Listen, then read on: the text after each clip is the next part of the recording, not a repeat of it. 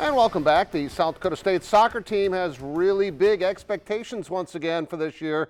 The regular season champs from 2018 have the Summit League Goalie of the Year from the last 2 years back in the nets. We're talking about Maggie Smither of Sioux Falls.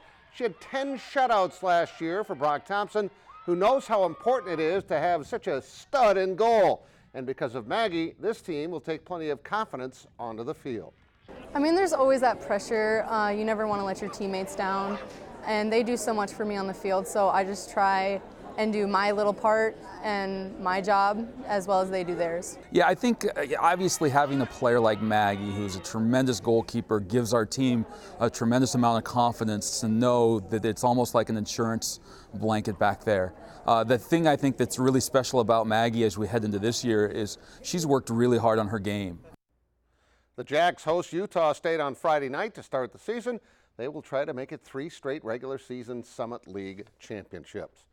Well, the Twins hosted the White Sox in the rubber game of their series, and they started the day with a 3-game lead over Cleveland. They got the bats going again last night with 14 runs and 3 more home runs. But today, little dribblers like this just kind of killed them. Jose Abreu made it 1-0 in the first, and then Jose Abreu with a little pop fly. It somehow finds green. Drops in there. That made it 3-0 in favor of Chicago. It was 4-0 when Jorge Polanco makes this great play off Abreu. Wow, what a snag. Nice throw, too, as Jake Odorizzi really didn't have his best stuff today. Another look at that play by Polanco. The guy who did have his stuff, Lucas Giolito, the pitcher for the White Sox, he was the story of the game. A 3-hitter with 12 strikeouts. He's now 14-6. And even though they had the rally squirrels at the game today, it didn't help as the Twins fall. Let's go to the scoreboard. Final score 4-0 in favor of Chicago. That lead is now 2.5 games. And now here's Brandon Green with your Billion Automotive Plays of the Week. Canaries' Jordan Ebert has some fast reflexes as he gets on top of the ball, tapped first base, and threw a rocket to home plate for the 3-2 double play against Fargo, but the Canaries would lose a close one, 11-10.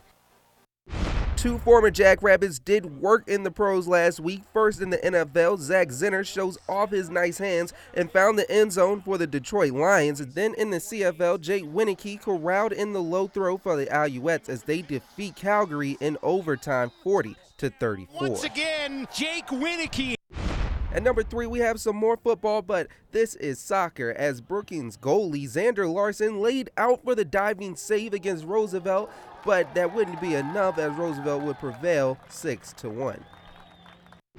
In the State B Amateur Baseball semifinals, Alexandria Angels manager Chris Merritt called his own number with the bases loaded for the go-ahead grand slam against Winter Cologne. The Angels would win the game 7-3. Then in the championship, they would defeat Garrettson 2-0 and won their 4th title since 2013.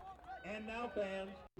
At number 1, the 4th time was the charm for the Sioux Falls Brewers as they outslugged Yankton 10-7 and claimed their first State A amateur baseball tournament championship in club history. And those are your Billion Automotive Plays of the Week. Thanks, Brandon. Canaries back home again tonight. This time they play the worst team in their division. Maybe they get a win. We'll be right back.